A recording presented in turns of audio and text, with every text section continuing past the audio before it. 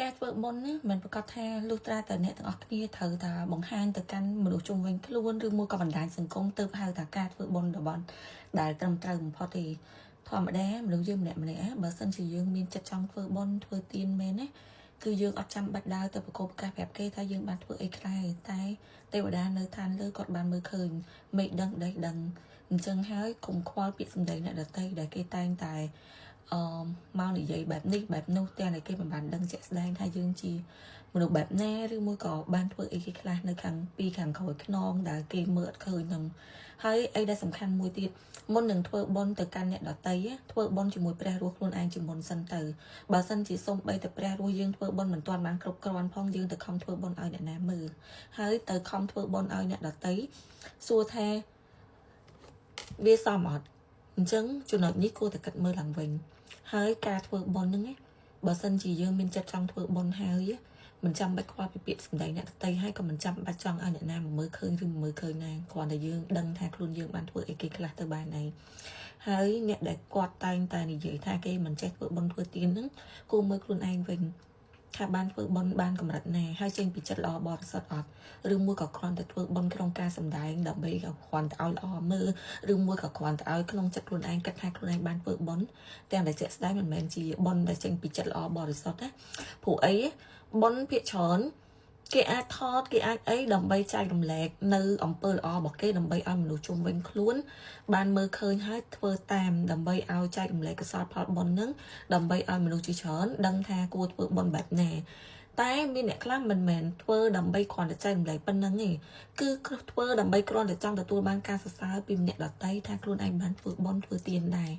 ទាំងតែក្នុងចិត្តអត់ល្អបរិសុទ្ធអាហ្នឹងគេមិនហៅថាការធ្វើបុណ្យដើម្បីទទួលបានផលបុណ្យនេះគឺគេហៅថាការធ្វើបុណ្យដើម្បីទទួលបានការចាប់អារម្មណ៍ពីអ្នកដទៃហើយចង់ឲ្យអ្នកដទៃសរសើរតែប៉ុណ្្នឹងឯងអញ្ចឹង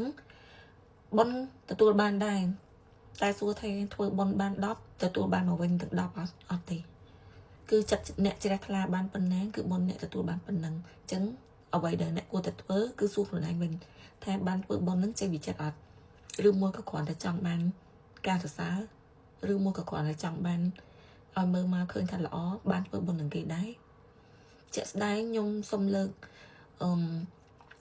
ប្រធានបទតកតងនឹងអ្នកដែលគាត់ចែកអំណោយដល់ជនភៀសសឹកបន្តិចអ្នកខ្លះគឺគាត់អត់មានទឹកចិត្តល្អបរិសុទ្ធពេញលេញ 100% ទេធម្មតាការដែលចង់ឲ្យអំណោយឬមួយក៏ចង់ឲ្យបរិច្ចាគអ្វីក៏ដោយទៅកាន់នរណាម្នាក់យើងគួរតែគិតមើលសិនថាការដែលយើងផ្ដល់ឲ្យគេហ្នឹងគឺគេអាចយកទៅប្រើបានអត់ឬមួយក៏គេអាចស្លៀកពាក់បានអត់មិនមែនចេះតែដាក់ឲ្យតែបានថាយកទៅឲ្យគេហើយឲ្យតែរួចពីដៃព្រោះអីបើសិនជាយើងធ្វើបែបហ្នឹងពិបាកដល់អ្នកដែលគាត់ខំយកតពីយើងហើយខំតែចាត់ចែងទៀតនោះហើយសួរថាពេលខ្លះមានអារម្មណ៍បែបណាគឺគេអត់សប្បាយចិត្តដូចគ្នាដោយសារតែអំណោយឬមួយក៏ជាកញ្ចប់ដែលយើងយកទៅបរិច្ចាគហ្នឹងវាធ្វើឲ្យប្រើអត់បានប្រើអត់កើតកៅអៅលហែកឬមួយក៏ចាស់ពេកឬមួយក៏បែបម៉េចឲ្យពួកគាត់ស្លេចយកទៅដាក់ទៅបញ្ជូនទៅ